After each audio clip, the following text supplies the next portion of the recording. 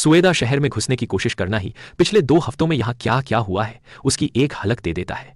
सबसे पहले हम शहर के उत्तर पश्चिम से पास आते हैं और यहाँ हमें सुन्नी बेदुइन लड़ाके मिलते हैं जो सरकार और राष्ट्रपति पूर्व इस्लामी चरमपंथी अहमद अल शारा का समर्थन करते हैं। लेकिन अब सरकार की ही फोर्सेज इन्हें शहर में घुसने से रोक रही हैं और ये लोग इससे काफी नाराज हैं। इन बेदुइन लड़ाकों के पास बंदूकें हैं और कुछ के पास ट्रिमर जैसे उपकरण भी हैं जिनसे ये द्रूज पुरुषों की मूंछें काटते हैं और उन्हें बेइज्जत करते हैं। हमें बताया गया कि इस रास्ते से आगे बढ़ना बहुत खतरनाक है, इसलिए हम अब दक्षिण की तरफ से शहर में घुसने की कोशिश करते हैं। सबसे नजदीकी चेक पॉइंट पर द्रूज का झंडा लहरा रहा है और वहां द्रूज की मिलिशिया तैनात है। साफ संदेश है, अब सुएदा में सुरक्षा पर हमारा कब्जा है। हमारा आखिरी मकसद है शहर का मुख्य अस्पताल पहुंचना। जैसे जैसे हम शहर के अंदर चलते हैं हमें इस जटिल संघर्ष की जली हुई राख और तबाही दिखती है, लेकिन यहाँ की असली कहानी टूटे फूटे मेटल या मलबे में नहीं छिपी है। जब हम अस्पताल पहुंचते हैं तो हमें फिर से याद दिलाया जाता है कि लड़ाई और हत्याएं अभी भी जारी हैं। यहाँ एक द्रूज आदमी है जिसे अभी किसी स्नाइपर ने गोली मारी है। उसका भाई मानता है कि ये गोली सरकार की फोर्सेज ने चलाई, न कि बेदुइन लड़ाकों ने। एक महिला बताती है कि उसके सभी बेटे एक ड्रोन हमले में मारे गए। उसका गुस्सा दमिश्क की सरकार पर है। हमें नहीं पता कि उसके बेटे द्रूज लड़ाके थे या नहीं। इसके बाद हमें उन जगहों पर ले जाया गया जहां लाशें रखी गई थीं। जैसे ही हम मुर्दाघर की तरफ बढ़ते हैं हमें एहसास होता है कि यह मुर्दाघर असल में बाहर के आंगन में है और वहां झुलसती गर्मी है। लाशें सड़ने लगी हैं।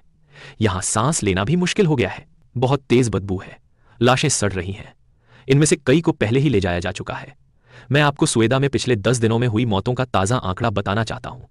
अब तक 1265 लोगों की मौत हो चुकी है और डॉक्टरों का कहना है कि यह आंकड़ा 2000 तक पहुंच सकता है।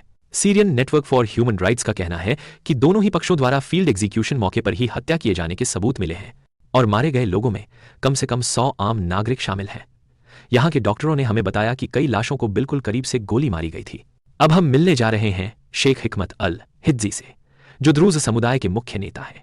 सुएदा में जो हुआ उसने उनकी ताकत और पकड़ और मजबूत कर दी है। वे शुरू से ही दमिश्क की नई सरकार के खिलाफ रहे हैं। उन्हें इजराइल का सहयोगी माना जाता है और इसी वजह से इजराइल ने द्रूज अल्पसंख्यकों की सुरक्षा के नाम पर सीरियाई सैन्य ठिकानों पर बमबारी को जायज ठहराया है। उन्होंने हमसे मिलने को तो तैयार हो गए, लेकिन कैमरे पर इंटरव्यू देने से मना कर दिया। उन्होंने मुझसे कहा कि पिछले 2 हफ्तों में जो कुछ सुएदा में हुआ वो इस चरमपंथी सरकार की एक उन्मूलन अभियान एलिमिनेशन कैंपेन का हिस्सा है। उन्होंने सीरिया में द्रूज समुदाय के लिए अंतर्राष्ट्रीय सुरक्षा की मांग की।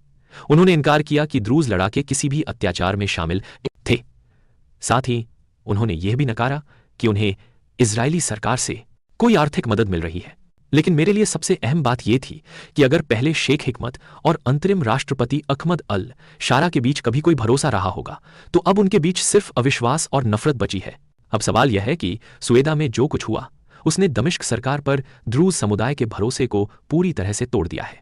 सबसे बड़ा सवाल अब यह है, सीरिया में अगला अल्पसंख्यक कौन होगा जिसका सरकार पर से भरोसा पूरी तरह खत्म हो जाएगा।